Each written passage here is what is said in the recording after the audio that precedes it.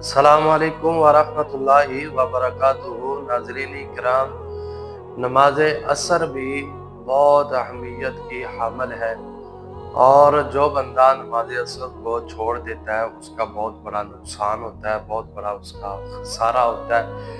نبی مکرم جناب محمد رسول اللہ صلی اللہ علیہ وسلم کا ارشاد گرامی ہے، آپ علیہ السلام نے ارشاد فرمایا، من ترک صلاۃ العصر، جس آدمی کی نماز عصر رہ گئی، چھوڑ دی اس نے، فقد حبط اعمالہ، اس کے جتنے بھی اعمال ہیں سب تباہ و برباد ہو جاتے ہیں۔ یعنی ایک مرتبہ اس نے نماز عصر چھوڑ دی، جو اس کے اعمال ہیں سارے تباہ و برباد ہو جاتے ہیں جان بوجھ کے۔